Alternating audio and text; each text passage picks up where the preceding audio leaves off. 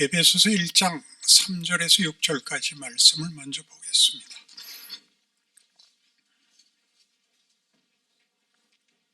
에베소서 1장 3절에서 6절입니다. 찬송하리로다. 하나님 곧 우리 주 예수 그리스도의 아버지께서 그리스도 안에서 하늘에 속한 모든 신령한 복을 우리에게 주시되 곧 창세전에 그리스도 안에서 우리를 택하사 우리로 사랑 안에서 그 앞에 거룩하고 흠이 없게 하시려고 그 기쁘신 뜻대로 우리를 예정하사 예수 그리스도로 말미암아 자기 아들들이 되게 하셨으니 이는 그가 사랑하시는 자에서 우리에게 거저 주시는 바 그 은혜의 영광을 찬송하게 하려는 것이라. 기독교의 가장 중요한 선언이 있습니다. 우리가 믿는 여호와 하나님이 우리에 대하여 어떤 목적을 가지고 있는가 하는 선언이죠. 말하자면 여기는 구원에 관한 얘기나 십자가 얘기마저도 생략되어 있습니다. 그 아들을 보내신 하나님이 창세전에 그러니까 창조를 하실 때 이 세상과 인류에 대하여 어떤 목적을 가지고 계셨는가가 선언되고 있죠. 우리는 보통 기독교 신앙을 가지게 되면 예수를 믿는 시점부터 그러니까 실존적 신앙관으로 시작을 합니다. 예수를 믿는다 하는 것은 내가 누구인지를 알게 되며 예수가 왜 왔는지 무엇을 하셨는지 그래서 우리의 운명이 어떻게 바뀌며 우리의 존재와 현실을 어떻게 이해해야 하는가 하는 실존적 신앙관이 생깁니다. 그러나 예수를 믿고 보면 내가 역사와 세상의 시작부터 끝까지 있는 것이 아니고 이미 일어난 역사 속에 있으며 내가 아는 것이 내가 속한 세상을 벗어나서 아는 것이 아니라 세상이라는 문맥 속에 환경과 경우 속에 붙잡혀 있다는 걸 알게 됩니다. 그러니까 나 혼자 진심을 가지고 나 혼자 책임을 지고 하는 그런 정도의 역할이 전부가 아니라 내가 믿는 신, 내가 알게 된 예수가 어떤 목적 또 그리고 어떤 분이시며 무슨 일을 하시려는가 하는 역사적 신앙관이 필요해집니다. 역사적 신앙관이니 실존적 신앙관이니 이렇게 얘기하면 약간 이렇게 이제 공부 분위기로 가버리고 현실감은 약간 둔해지니까 이렇게 가십시다. 역사적 신앙관이니 실존적 신앙관이니 하는 이런 표현들이 왜 등장하는가를 이렇게 하면 됩니다. 모든 종교는 신이 있어야 성립이 됩니다. 신이란 인간이 할 수 없는 걸 하는 능력자를 말합니다.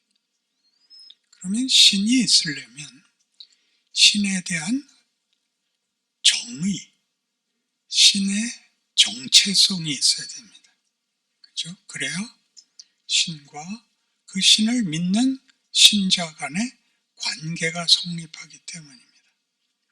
신은 자기 정체를 가져야 되고 그 신이 나와 어떻게 관계를 맺는가, 그 신과 신자 간의 관계는 어떻게 성립하며 어떤 방법으로 보상을 받는가 하는 것들이 종교의 구체적인 꼭 필요한 조건들입니다. 그런데 이런 종교가 말하자면 우리가 기독교를 얘기하기 전에 일반적인 종교에 대해서 이해하자면 이 신이 소개가 되지 않은 채로 신의 정체성이 소개되지 않은 채로 신앙이 성립되는 종교를 무속신앙이라고 합니다.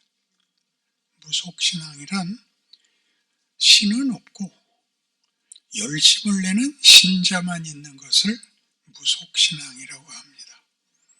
잘 아시듯이 예전에 여자가 시집을 와서 아들을 낳지 못하면 큰 죄인이었습니다. 대를 이어야 하니까.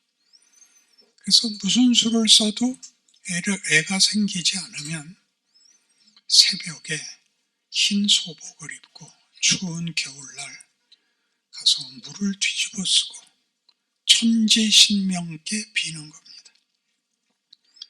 내 정성을 보아서 내가 목숨을 걸고 와서 하는 이 치성에 감동하셔서 아들 하나 주십시오. 이렇게 되곤 했죠. 그러니까 정성의 끝을 신이 감동하여 보상해 준다. 이게 무속신앙인 것입니다. 그러니까 신은 없죠. 실제로는. 뭔가 인간이 할 수 없는 걸 해주는 누구라도 있다면 내 정성에 감동해 주십시오가 무속신앙인데, 기독교 신앙에도 이 종교심은 여전히 살아있어서 비난하는 게 아니라 이제 금식 기도를 하거나 철야 기도를 하거나 소원 기도를 하는 방법들이 기독교 내에서도 제일 큰 방법론이 됩니다. 지금 읽은 본문같이 하나님은 하나님으로서 세상과 인류에, 다시 말하면 창조 세계에 대해서 어떤 목적을 갖고 있다라고 하는 선언이 구원론에 묻혀버렸습니다. 그러니까 실존적 신앙과는 구원론으로 시작하기 때문에 우리가 은혜로 받은 구원, 그래서 죽으면 천국 가는 구원론에 묻히는 바람에 나를 구원하시는 그 아들을 보내신, 나를 천국으로 데려간다는 신은 도대체 누구며 우리에게 무엇을 하시겠다는 것이며 어떻게 그 일을 이루시겠다는 것인가 하는 소위 말하는 성경적 신앙관, 서두에 얘기한 식으로 얘기하면 역사적 신앙관. 역사적 신앙관 그러면 성경적 신앙관과 분리되는 것으로 생각이 드는데 그렇지 않습니다. 우리 하나님은 구원자 하나님이기 이전에 창조주 하나님으로서 역사와 우주의 하나님이십니다. 그러니까 그가 하시는 일은 구원론에 국한되는 것이 아니라 역사 속에 주인공으로 계십니다. 이런 시각이, 안목이 생기지 않는 한 우리는 막연한 헌신, 막연한 지극함에 그래서 모두가 울고 불고가 전부인, 비난하는 것을 용서하십시오. 내 정성을 몰라주시다니 하는 섭섭함을 가지는 것이 전부인, 하나님이 하자는 건 듣지 않고 내가 가진 정성에 왜 답하지 않으시는가 아마 남은, 그래서 끊임없이 하나님은 알다가도 모르겠어. 그러나 우리가 져야지 어떻게 해요. 그래서 분하지만 다시 돌아와서 다시 또 무릎을 꿇고 다시 또 정성을 바치고를 반복하는 신앙 세계를 물려받았습니다. 우리가. 저도 그런 신앙을 물려받았고 저는 말하자면 반발을 한 셈이죠. 난 이렇게는 도대체 모르겠어. 그래서 제 질문은 뭐였냐 하면, 나라는 존재의 운명은 결정적으로 누구 책임이야? 그것이 하나님 책임이야? 내 책임이야? 내가 책임져야 하는 거라면 나는 죽을래. 나는 날 책임질 실력이 없어. 마음을 지른 것이 시작이었습니다. 구원은 받았는데 현실을 도무지 어떻게 살아야 하는지, 신앙생활이라는 게 도대체 무슨 근거, 질서, 방법, 확인이 있는 건지 알 수가 없었습니다. 그래서 던진 질문이었고, 다행히 하나님이 제게 답을 주셨고 길을 열어주셔서 오늘 같은 강의를 내용을 가지게 되었습니다. 그래서 우리는 이제 돌아와 하나님은 누구신가 하는 문제로부터 시작을 해야 됩니다. 하나님은 창조주시고 구원의 주인이시고 우리를 복주기를 원하는, 심지어 사랑하여 그 아들도 주실 수 있는 아버지라 그럽니다. 그러니까 하나님은 공포의 대상이 아니고 부모 같다라고 얘기하는 것이 기독교에서의 하나님입니다. 그러나 우리는 일반인들이 가지는 종교적 편견으로 신에 대해서는 두려움을 가지는 법이라서 두려워합니다. 그래서 벌 받는 걸 겁을 내고 눈 밖에 날까봐 겁을 내고 심지어 지옥에 갈까봐 겁을 내는데, 우리가 믿는 신 여호와 하나님이 자신을 우리에게 부모라고 나타내는 이 대목은 의미심장합니다. 요한일서 4장 18절 같이 사랑 안에 두려움이 없고 온전한 사랑이 두려움을 내어쫓나니 두려워하는 자는 사랑 안에서 온전히 이루지 못한 것이니라 라는 구중은 너는 왜 부모를 무서워해? 그런 말입니다. 나는 네 편이야. 부모란 무슨 뜻인지 아십니까? 부모와 자식의 관계라는 건 한국의 유교적 질서 속에서는 넘을 수 없는 지위인데, 성경에서 말하는 부모와 자식은 자식을 위해서는 부모가 희생하는 거야 라는 관계를 말합니다. 관계. 기독교의 신은 법칙에 의해서 관계를 맺는 것이 아니라 이렇게 혈연같이 관계를 맺는다고 선언을 하시죠. 생각해 보시면 다른 종교들은, 이슬람교는 알라를 섬기고 그 신은 우리가 믿는 여호와 신과 대단히 방불한데 내용상 그들은 법을 지키는 것입니다. 법이 그 관계의 유일한 관계의 질서고 방법론이 됩니다. 그래서 법을 어기면 벌을 받아야 되고 용서가 없습니다.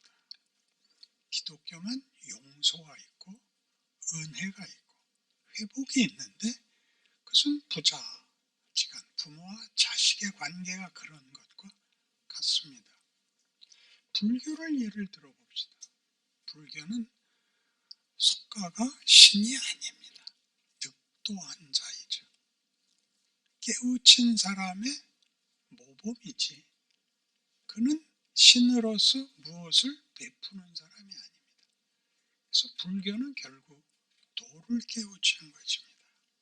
불교가 깨우친 도는 네가 죽으면 아무 문제가 없어 라는 것입니다. 빌공이 되고 없을 무가 되는 것입니다. 그것은 가장 현실적인 진단이지만 그건 좀 아깝습니다. 인간이라는 존재가 이렇게 고민하고 생각하고 진리를 알고 싶고 가치를 알고 싶은 모든 것이 다 소용이 없다고 얘기하는 것은 너무합니다. 기독교만이 인간은, 오늘 본문을 꼭 기억하셔야 되는 것 같이, 하늘에 있는 모든 신령한 복으로 우리를 복주기를 원하죠.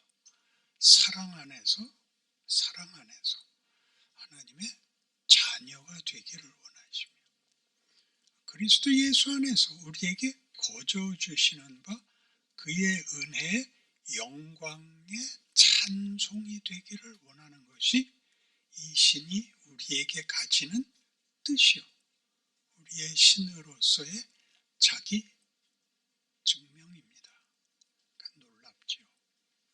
우리 보고 신의 자녀가 되고 그의 자녀가 된다는 것은 그 부모를 닮으라고 얘기하는 것이 기독교 신앙인데 우리에게는 일반적인 신앙관과 이게 혼선을 빚어서 잘잘못의 신앙이 되고 말죠.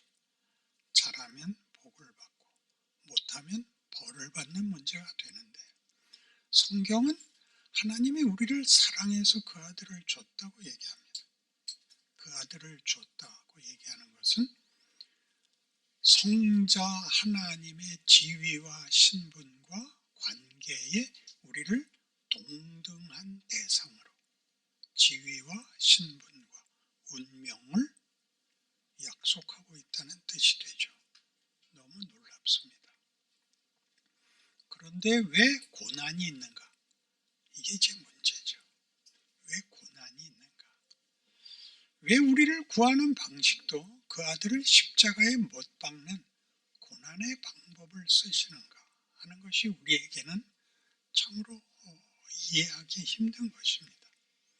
히브리서 12장식으로 얘기하면 징계를 경히 여기지 말라라는 성경의 지적이 나오는데 징계는 모두가 받는 것이니까 너희에게 징계가 임할 때 벌을 받는다고 생각하지 말고 징계란 부모가 자식을 성숙시키기 위하여 행하는 훈련이니라.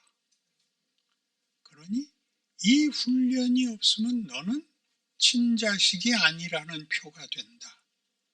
가르치지 않는, 꾸중하지 않는 자녀를 길러내는 다른 방법이 있더란 말이냐? 이렇게 얘기하는 것이 히브리서 12장입니다. 그래서 징계라는 그 말은 헬라어 원어로 파이데이아라는 말을 쓰는데 그 말의 파생어가 파이디온입니다. 그러니까 자식, 더 넓게 어린아이라는 뜻이고 소아과를 페디애트릭이라고 하는 것이 그 단어에서 나온 겁니다. 그러니까 징계는 벌을 주는 게 아니라 기르는 것입니다. 요즘 제일 좋은 그 방송 프로그램은 골대녀하고 팬텀싱어가 최고입니다. 골대녀를 보면 정말 골을 때리죠. 연예인이 그까지 연예 프로로 만든 축구 시합에서 목숨을 걸고 합니다. 감독들은 옛날에 한 칼 하셨던 우리 국가대표 출신들입니다. 하찬석 씨나 최진철, 지난번엔 최영수, 지금 정대세 이런 사람들이 감독을 하면서 연예 프로니까 그냥 적당히들 시작을 했는데 차츰 뭐야? 이게 월드컵이야? 이렇게 됐죠. 인류 역사에 등장한 인종 중에서 한국 여자 같은 인종은 없습니다. 그건 제가 살아봐서 압니다. 이제 그 프로 시작한 지 한 2년밖에 안 될걸요. 근데 처음에는 어떻게 등장했는지 아십니까? 종종걸음으로 공을 쫓아다녔습니다. 슛은 할 줄도 몰랐고 공이 날라오면 다 피하고 손으로 막았습니다. 그들이 몇 달이 못 돼서 독종이 되고 지면 집에 안 갔습니다. 울고 불고 지금 2년 됐는데 우리 국가대표하고 해도 될 만큼 변했습니다. 뛰다가 다리가 풀려서 뛰다가 넘어지는데 다시 일어납니다. 그리고 날아오는 볼을 정면으로 받아서 눈탱이가 밤탱이가 됐는데 안대 붙이고 다시 들어오고, 한눈으로만 보니까 공을 헛발질을 하게 되니까 안대에 뛰어버렸습니다. 너무 감동적입니다. 이기면 뭐 어떻게 된다는 겁니까? 왜 그렇게 열심을 합니까? 그들이 비로소 식구를 얻었답니다.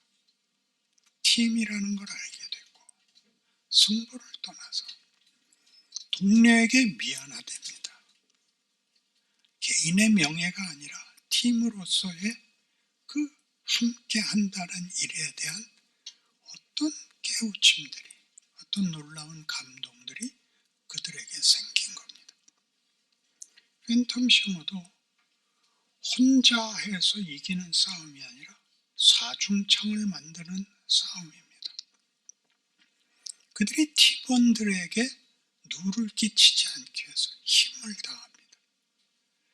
이런 일반 프로에서도 인간의 명예란 경쟁의 승부, 승부에서의 승패, 성공과 실패, 이런 것들을 넘어선다는 걸 보여주고 있는데, 하나님은 자신이 신이라는 사실을 자신이 사랑하는 자들의 사랑과 항복을 얻기 위해서는 자기가 죽을 수도 있다, 이렇게 말하는 게 하나님입니다. 부모가 자기가 죽는 것보다 자기 자식을 내놓는 게 더 큽니다. 자기가 죽으면 죽었지 자식은 안 내놓는데 우리 하나님은 그 자식을 내놓습니다. 이렇게 말하는 게 기독교입니다. 그 하나님이 뭘 하자 그러는지를 알아야 됩니다. 하나님이 우리를 이상하게도 아담이 저지른 죄를 그냥 아담 죽여버리고 새로 만들어서, 새로 죄를 모르는 세상을 만들지 않고, 아담이 죄를 범하여 생긴 죄와 사망이라는 조건 속에서 하나님이 우리에게 약속하신, 우리로 하여금 하나님의 영광의 찬송이 되게 하겠다라는 걸 거기서 만들겠다고 왜 우기시는지 우리는 다시 생각해야 되는 것입니다. 얼마나 많이 우리는 우리가 알고 있는 죄인된 인간이 가졌던 최고치의 종교, 잘하면 상 받고 못하면 벌 받는 정도에서 하나님 앞에 떼를 쓰고 신앙이라는 이름으로 십자가가 뭔지를 우리가 아는 정도로 끌어내려서 얼마나 하찮은 걸 만들고 있는가 깜짝 놀라야 옳다고 생각합니다. 우리에게 희생을 요구하고 헌신을 요구하는 것은 네가 네 권리를 사양해라, 네가 지고 참아라, 극기와 우애로 우리를 부르는 어떤 종교적 윤리, 종교적 헌신을 요구하는 게 아니라 인간이라는 존재의 가장 큰 가치가 신이 자기를 증명한 것 같이 빌립보서 2장 5절에서 11절까지 갔던 너희 안에 이 마음을 품으라 곧 그리스도 예수의 마음이니 그는 근본 하나님의 본체시나 하나님과 동등됨을 여길 것으로 여기지 아니하시고 자기를 비워 종의 형체를 가지고 사람의 모양으로 나타나셨으며 죽기까지 순종하셨으니 곧 십자가에 죽으심이라 라는 하나님의 하나님된 자기 증명이 이렇게 우리가 아는 자기의 우월감과 자기의 높음을 자랑하는 권력과 승부에 있지 않은 것이 가지는 가치로 존재론으로 증명하고, 그러므로 하나님이 그를 지극히 높여 모든 이름 위에 뛰어나게 하시고 모든 이름을 그 앞에 무릎 꿇리시고 하늘에 있는 것들과 땅 위에 있는 것들과 땅에 있는 모든 자들로 그 앞에 무릎을 꿇어 그를 주라 시인하여 아버지께 영광을 돌리게 하셨느니라. 이렇게 나오고 있는 기독교의 신비, 기독교가 약속하는 기독교 신앙이 가지는 인간이라는 존재에 대하여 하나님이 갖고 있는 목적, 그 가치에 대하여 너무나 모르고 우리가 아는 윤리, 우리가 아는 무슨 진심, 우리가 아는 열심 같은 것들로 인간이 피조물이 생각할 수 있는 최상의 가치들로 하나님의 목적을 대신해 오는 바람에 오늘도 우리는 이겼다 졌다, 가졌다 못 가졌다, 이겼다 졌다가 전부인, 그래서 방법론을 찾는 일들이 제일 많이 제시되고, 근본적으로 기독교는 하나님은 자신이 누구인가를 증명하는 예수 그리스도와 십자가로 무엇을 증명하셨고 무엇을 명하고 있는가 하는 부분에 대한 이해가 턱없이 부족하다, 이렇게 얘기할 수 있습니다. 예수는 죽으십니다. 그리고 우리가 잘 아는 대로 아담이 먹으면 안 되는 선악과는 왜 만드셨어요? 먹으면 안 되는데 왜 안 말리셨어요? 하는 것과 똑같이 신이 왜 이 땅에 오셔서 죽으세요? 부활하실 걸 왜 죽으세요? 그러니까 베드로가 주여 그리 마옵소서, 이 일이 결단코 죽게 일어날 수 없습니다. 뭐라고 꾸짖었죠? 사탄아거든요. 거기가 사탄아 내 뒤로 물러가라. 내가 하나님의 일은 생각지 아니하고 도리어 사람의 일을 생각하는도다 하시고, 아무든지 나를 따르려거든 자기를 부인하고 자기 십자가를 지고거든요. 그러니까 여기서 십자가는 우리에게는 무슨 헌신이요, 고난이요, 충성과 헌신과 진심에 대한 처절한 표현이 됐지, 하나님이 그것을 가장 큰 가치와 명예로 가지신다는 기독교가 자신을 설명하는 대표적 두 단어, 사랑과 믿음. 사랑과 믿음. 그것은 상대를 가져야 되는, 상대가 있어야 성립하는 것이며, 서로가 자발성을 가지고 자기의 모든 것을 상대에게 내어주고, 상대를 내 기쁨이 자기가 기쁨이 되는 그런 존재와 관계를 요구하고 있다는 걸 놓치는 겁니다. 상대방이 웃는 걸 보는 것이 기쁨이며, 상대가 승리하는 것을 위하여 얼마든지 죽을 수 있는, 우리 연애 걸 때는 한 번씩 해보지 않았을까요? 당신을 위해서라면 난 죽을 수도 있어. 그랬더니 상대가 그럼 죽어봐. 그렇게는 안 하지요. 그럼 하나님은 죽었습니다. 놀랍지요. 그 의미도 더 찾아봐야 되지만, 이 역사적 신앙관을 가진다는 것 속에서 비로소 하나님은 무엇을 증명하고 계신가? 자신이 하나님이라는 걸 어떻게 지금도 선언하고 일하고 계신가 하는 부분들에서 우리는 하나님이 심사위원이 되기를 바라고, 내 편이기를 바라고, 그것은 보란듯한 결과물로 승리로 나타나야 된다 하는 바람에 우리는 사실상의 기쁨이 없는 거죠.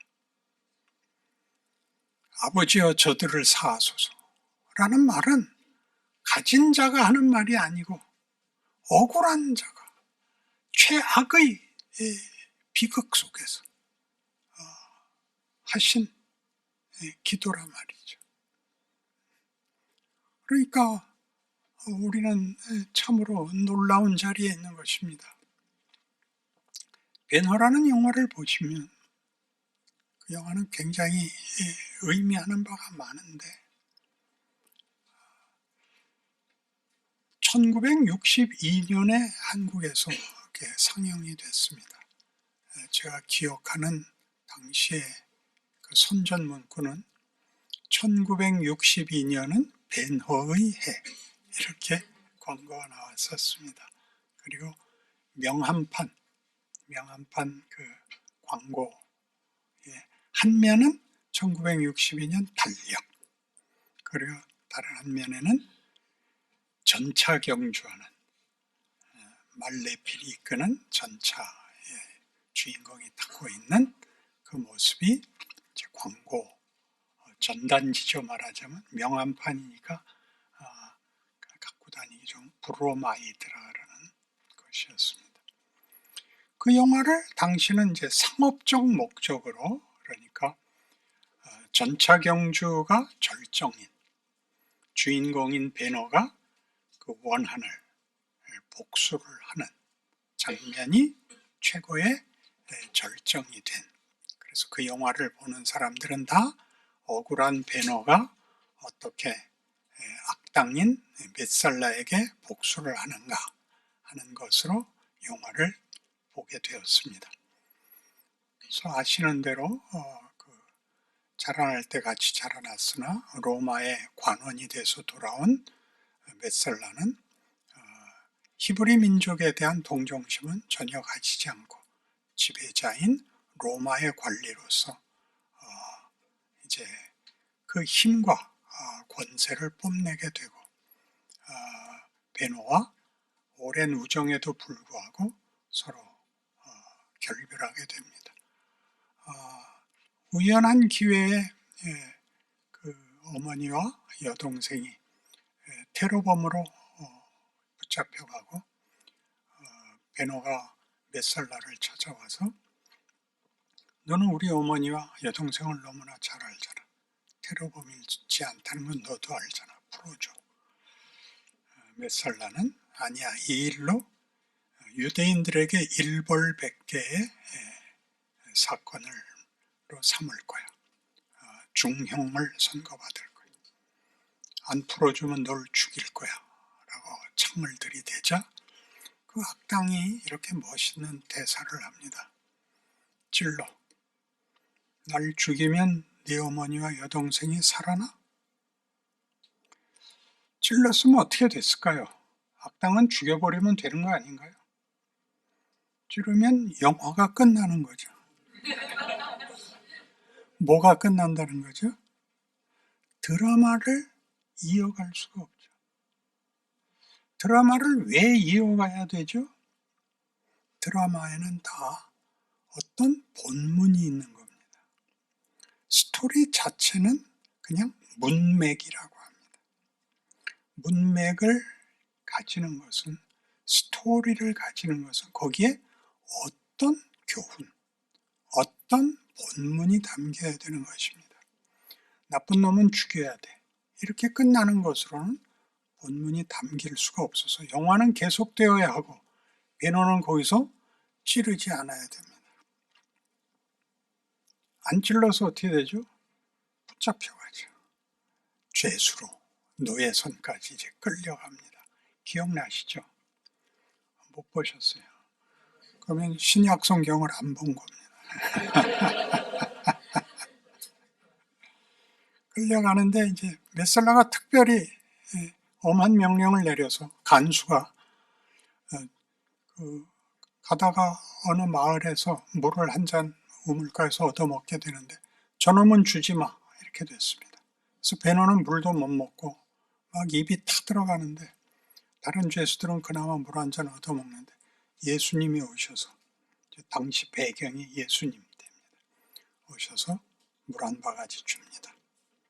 그래서 받아 먹으려고 그러니까 간수가 와서 탁 치면서 그놈은 주지 말랬잖아. 예수님이 이렇게 일어나십니다.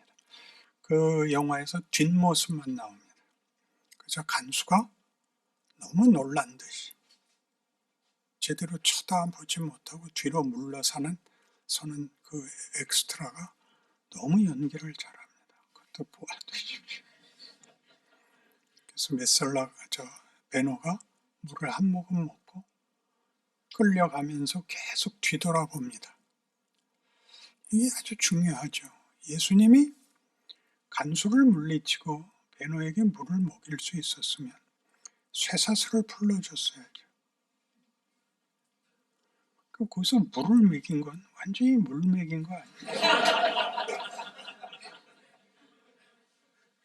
그 영화가 이렇게 얘기합니다. 너 여기서 죽으면 안 돼. 너 아직 멀었어. 너 노예선에 가. 여러분 전부 이런 데 서 있는 거 아닌가요? 나에게 물 한 모금 주실 수 있으면 날 살려주셔야지. 그래서 노예선으로 갈 걸 살아있으라고요. 노예선에 가죠. 전쟁이 임박하고 사령관이 새로 부임해서 그 노예선, 그 노젓는 지하에 내려옵니다. 배 밑창에. 왜냐하면 노젓는 노예들이 건강해야 그 배가 힘을 얻죠. 그 동력이니까. 그래서 이렇게 하나하나 점검해 나가다가 배너를 이렇게 지나쳐서 뒤돌아서면서 그 사령관이 채찍으로 등을 후려갈깁니다. 배너가 벌떡 일어나서 대들려고 그러니까 좋아. 증오심이 남아있군. 그게 너를 살릴 거야. 여러분 신앙 좋게는 못 견딥니다. 지금 말이 안 되지만 붙잡혀 있어서 도망갈 수 없어서 하는 겁니다. 그 원망이 여러분을 살리는 겁니다. 왜 나한테만 그러세요? 저 나랑 같이 신학교 다닐 땐 저 새끼 내 시험지 보고 다 졸업했는데 저 새끼는 잘 되고 나는 뭐예요? 그게 여러분을 살립니다.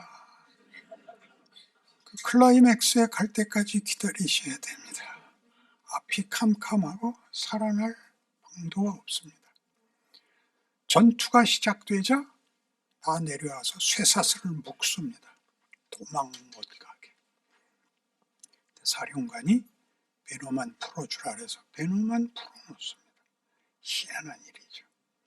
그리고 이 배는 적함에 부딪혀서 파손되고 노예들은 다 함께 침몰해 죽는데 자기만은 살아났죠. 사령관도 물에 빠진 걸 구해내고 그는 돌아오게 되고 승자의 양자가 되고 돌아와 메살라와 전차 경주를 할 수 있게 됩니다. 그는 로마에 있는 귀족의 양아들이 되어 신분이 변해서 그 가문에 인장 반지를 끼고 돌아오죠. 아주 훌륭한 단검을 선물로 메살라에게 보냅니다. 누가 보낸 거야? 아리우스 집안의 양자가 보냈습니다. 그가 메살라 당신을 보겠답니다. 난 기억이 없는데 알고 있을걸? 하고 문 앞에서 소리가 납니다. 베노가 왔죠. 놀라죠. 자기가 노예 손으로 보낸 그 친구가 고관댁의 양자가 돼서 돌아온 겁니다. 당황하죠. 곧 다시 만날 거야.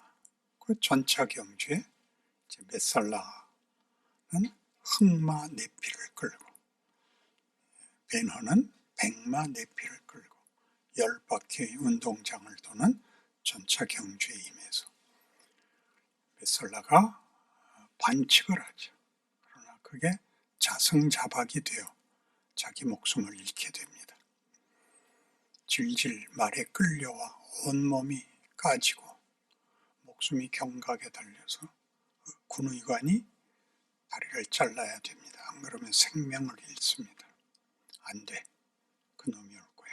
기다려. 난 다리를 자르고 그를 만날 수는 없어. 왔지. 베노, 아직 승부는 끝나지 않았어. 네 어머니와 동생이 어디 있는지 찾아봐. 저 마을 밖 동굴에 가봐. 으하하하. 그러고 돼집니다. 회개하지 않고 말이죠.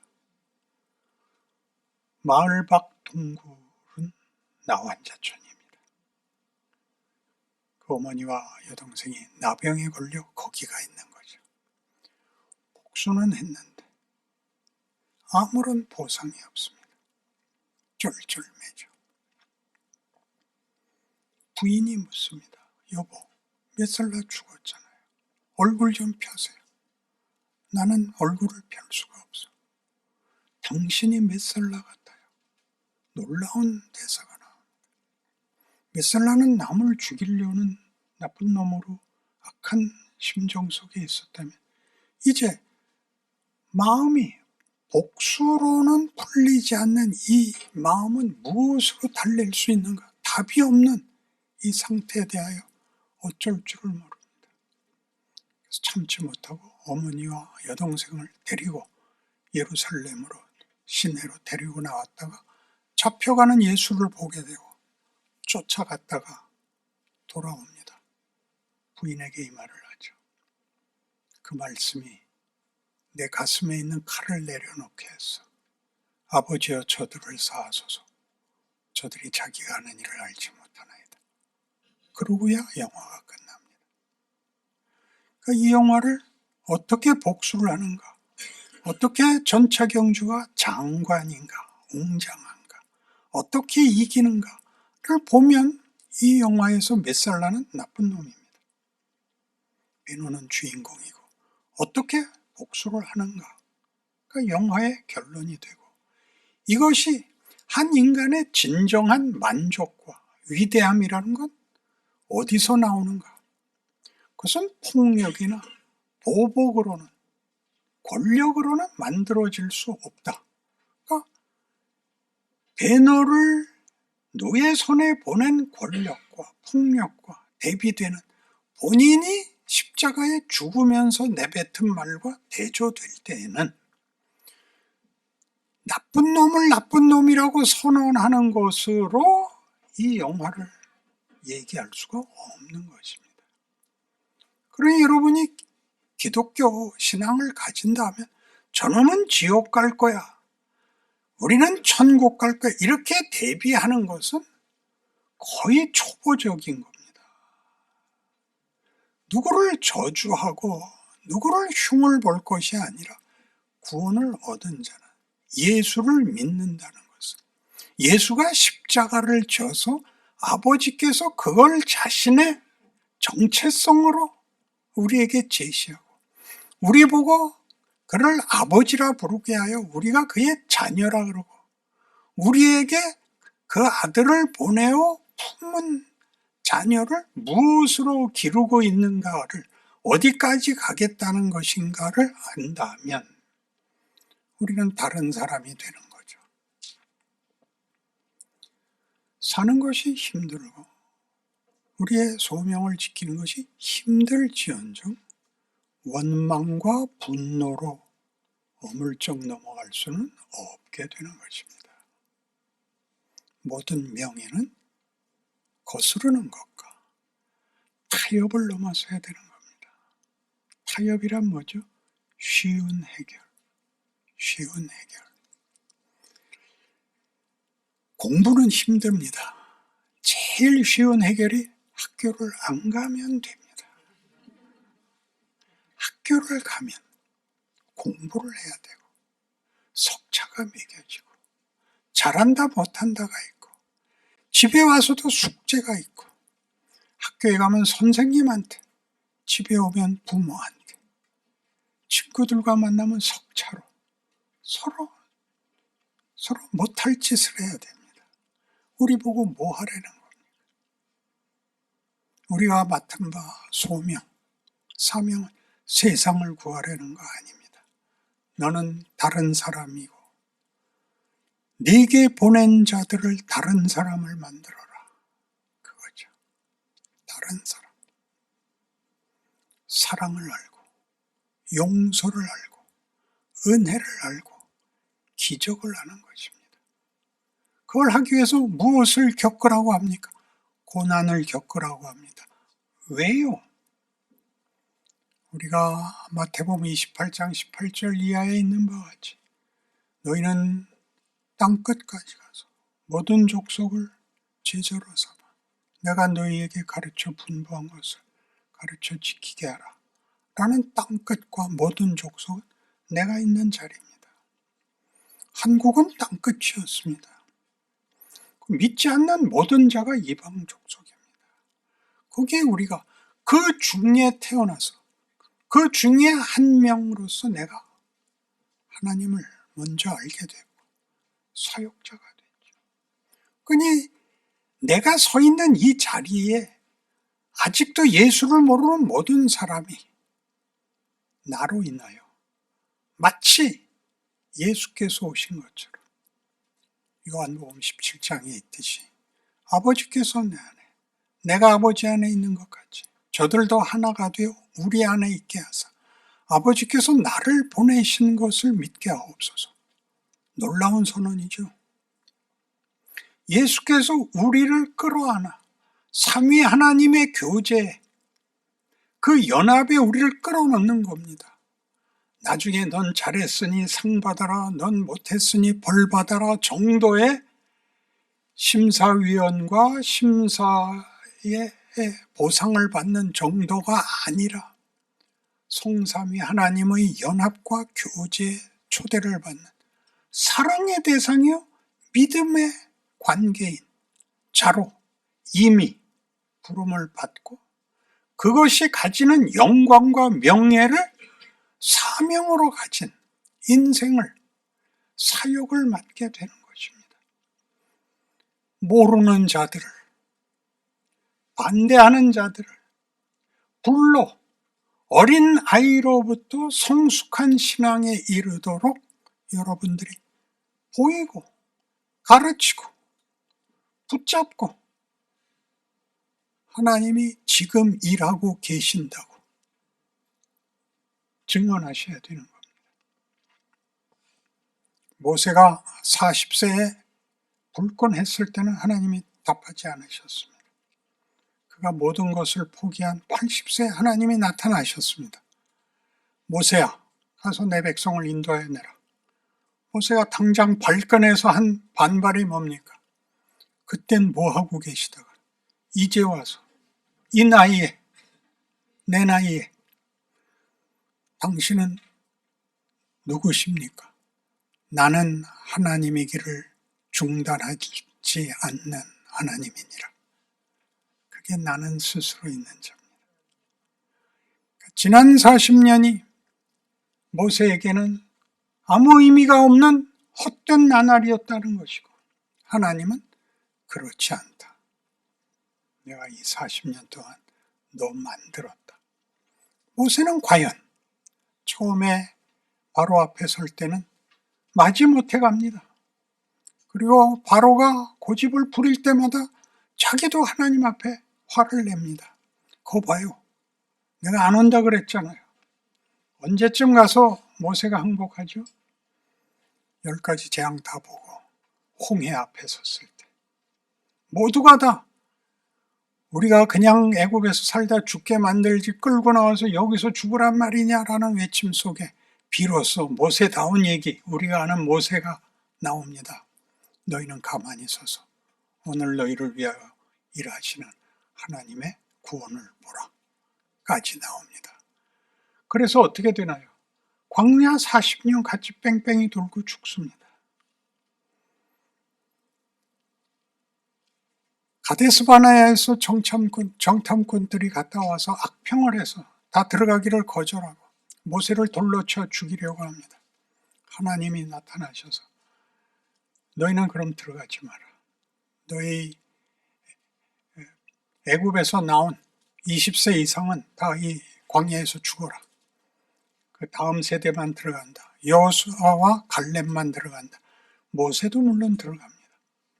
그러나 광야 생활을 하다 두 번째 무리바 사건에서 백성들이 물을 달라 그러고 하나님이 반석에게 명하여 물을 내라 그럴 때 첫 번째 무리바 사건에선 반석을 치라 하셨는데 두 번째는 명하라 하신 걸 쳤습니다.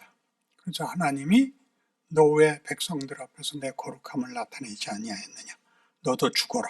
이렇게 되죠. 그 반석을 쳤다는 건 이제 모세가 그땐 승질을 부려요. 근데 승질은 가만히 서서는 못 부립니다. 손발을 흔들게 돼 있고 손에는 마침 지팡이가 들려 있었고 칠 게 바위밖에 없었죠. 그러니까 지팡이가 부러졌는지 바위가 깨졌는지 지랄을 떨었더니 하나님이 갑자기 여태껏 그 모든 걸 용서했던 하나님이 금송아지 지은 것도 용서하고 그런 하나님이 갑자기 너도 죽어라 그렇게 됩니다. 우리는 그런 구약을 읽을 때 그런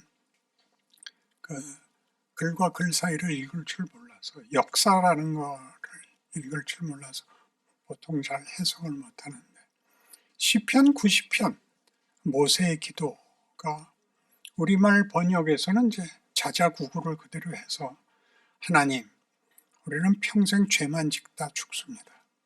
우리는 죄의 진노 중에 지나갑니다. 불쌍히 여기시고 우리도 좀 잘 살게 해주십시오. 이런 정도의 시로 읽히는데 유진 피터슨의 메시지 번역에 보면 이렇게 되어 있습니다. 하나님, 맨날 그런 얼굴로만 나타나십니까? 이렇게 짜증만 내시고 화만 내십니까? 한 번쯤 웃어주시면 안 됩니까? 그렇게 되어 있습니다. 이게 뭘까요?